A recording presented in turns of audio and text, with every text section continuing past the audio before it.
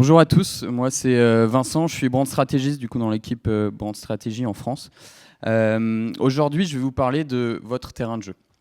En fait, comme Antoine et comme Greg l'ont évoqué, le storytelling aujourd'hui c'est hyper important, c'est essentiel parce que une fois que vous avez capté l'attention, et c'est déjà un truc très difficile à faire, une fois que vous avez capté l'attention de l'utilisateur, il faut arriver à lui offrir une histoire, à lui raconter quelque chose qui va le laisser sur votre contenu.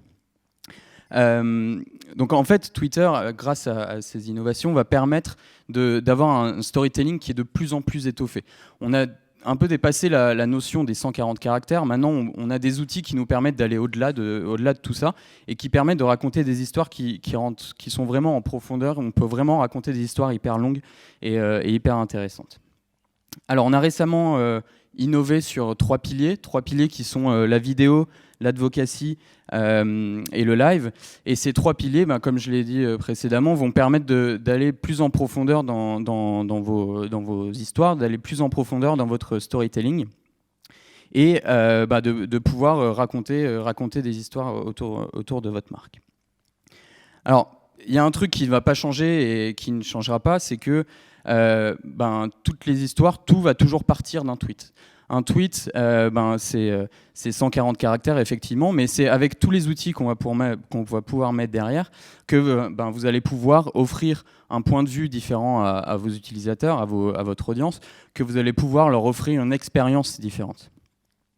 Donc on va regarder un petit peu, on va mettre en exergue tout ça autour de plusieurs cas. On va commencer par un cas que Antoine a déjà spoilé. Donc c'est le cas d'Orange avec Orange Sponsors You pendant l'Euro 2016, il y a quelques semaines. Orange a en fait a décidé de se positionner non pas comme le partenaire de la compétition, mais comme le partenaire des fans. Donc ils ont mis en place ce dispositif Orange Sponsors You, dont vous avez vu le résumé tout à l'heure, qui a duré un mois, donc tout le temps de la compétition, et tout a commencé avec ce tweet. Ce tweet, en fait, a été diffusé à J-1 du lancement de la Coupe d'Europe, pour ramener les utilisateurs, pour les inciter à participer et pour leur expliquer un petit peu comment ça va marcher, et pour surtout leur expliquer que leur soutien, il allait être démontré grâce à Orange, il allait allumer la Tour Eiffel, et du coup c'est le pays qui allait récolter le plus de soutien qui allumerait la Tour Eiffel cette journée-là. Ce qui est intéressant, c'est que chaque jour de match, les utilisateurs allaient pouvoir participer. Ils allaient pouvoir envoyer leur soutien, ils allaient pouvoir allumer cette Tour Eiffel, ce qui est un gain assez extraordinaire pour les utilisateurs. Et ça, d'une manière hyper simple. Ils ont utilisé une conversational card ici, qui permettait, par exemple, aux supporters de la France d'emporter leur soutien et de tweeter pour voir son tweet illuminer la Tour Eiffel en un clic. Donc, vous cliquez sur Fra et c'était parti. Et c'était pas fini, puisque en fait, chaque jour de match, donc à la fin de la journée, on avait la possibilité de voir le résultat de son action. Et c'est ce qui est hyper fort, c'est que effectivement, vous faites un tweet, vous apportez votre soutien à une équipe, à votre pays, mais derrière, vous voyez ce qui se passe vraiment, et tout ça grâce à Periscope. Si ça marche.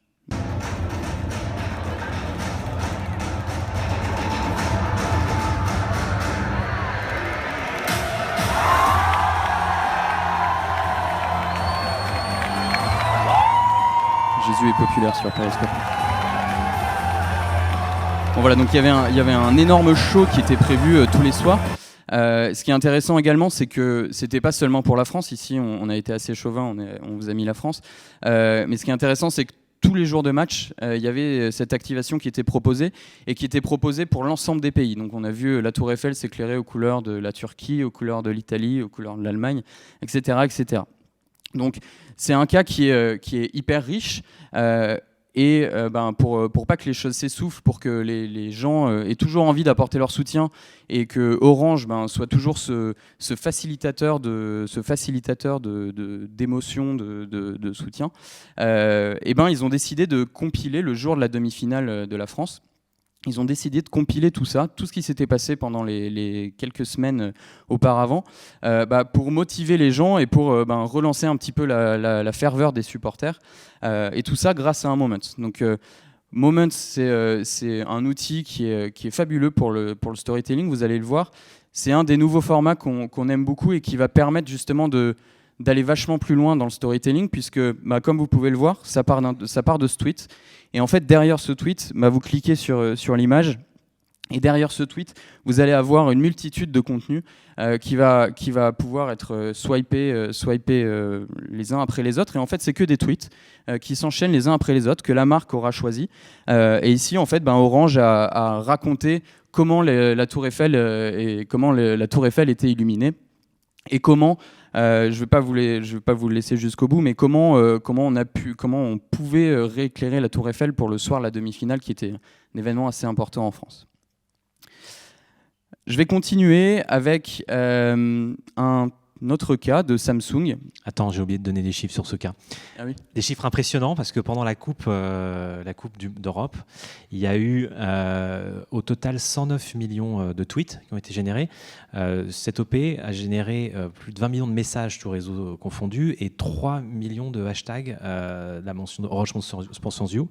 C'est assez colossal. Et sur l'OP, on a eu aussi, sur l'euro global, 31 milliards d'impressions, à peu près.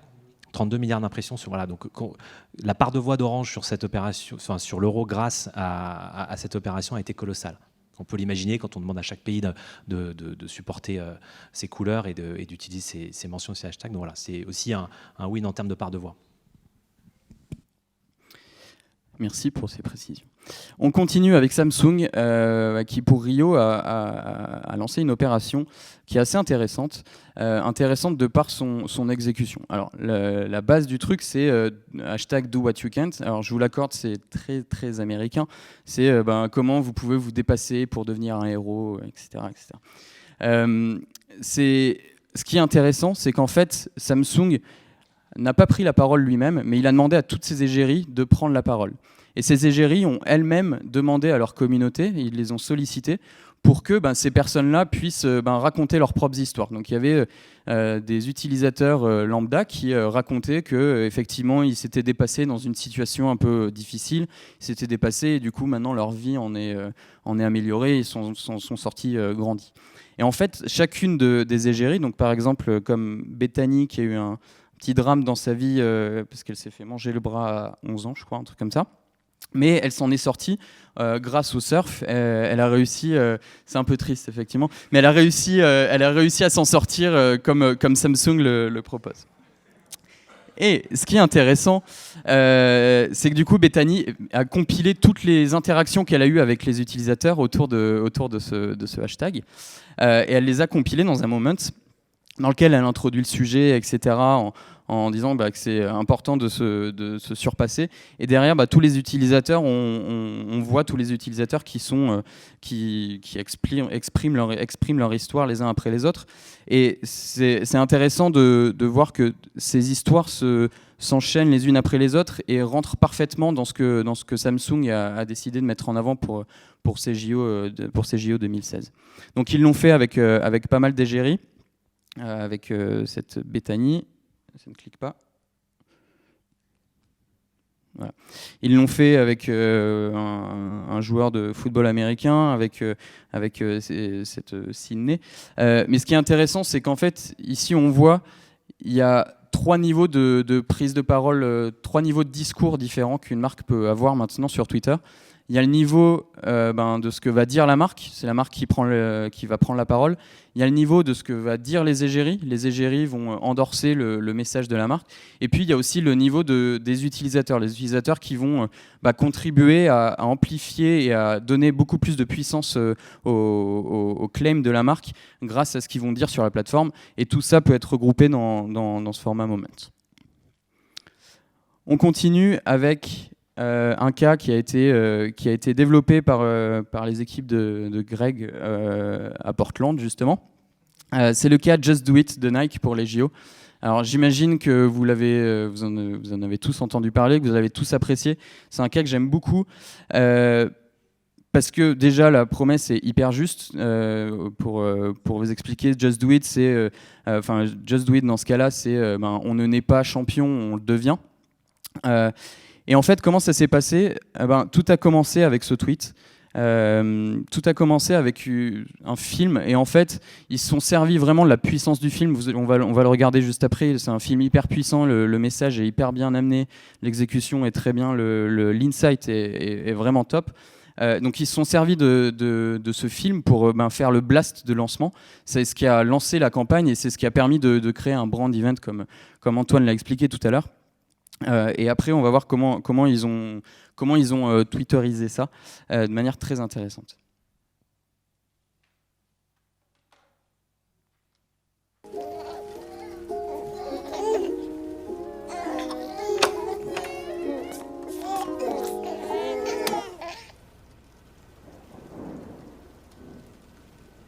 Listen up, babies. Life's not fair.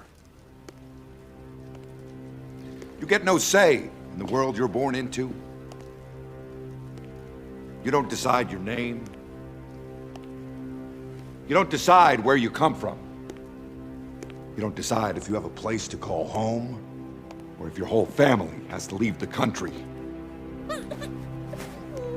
Yeah, it's messed up. You don't decide how the world judges a person like you.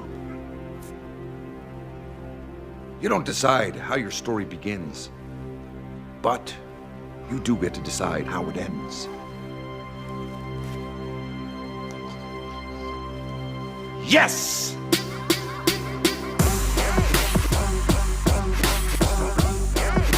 Bon voilà, une histoire assez parfaitement exécutée. Et qui a été amené sur Twitter de manière très maligne, puisqu'en fait ils ont appuyé cette histoire, ils ont appuyé ce message de Nike qui était déjà très fort avec le film, mais ils l'ont appuyé grâce à ce tweet qui a été localisé dans chacun des pays dans lesquels Nike a communiqué. Et en fait ils ont fait un truc très simple mais qui est hyper puissant. Ils ont demandé à toutes leurs égéries de tweeter une photo d'eux quand ils étaient enfants, avant qu'ils deviennent champions justement. Alors, au-delà du fait que ils ont joué sur le côté cute des photos de bébés, c'est hyper intéressant de voir que déjà toutes les égéries ont joué le jeu dans une sorte d'unité, déjà graphique et une unité de message. C'est hyper intéressant de voir quelle tête avait telle et telle égérie back in the day. Et surtout, ce qui est vraiment bien, c'est que Nike a compilé tout ça, a unifié l'histoire l'histoire assez unique de chacun des égéries. Ils ont unifié tout ça dans un seul et même tweet, grâce à Moments. Et ils ont réussi à vraiment apporter un point de vue complètement différent sur la campagne Just Do It, en faisant cette activation et en activant ces différentes égéries. Donc un cas qui est vraiment très très intéressant.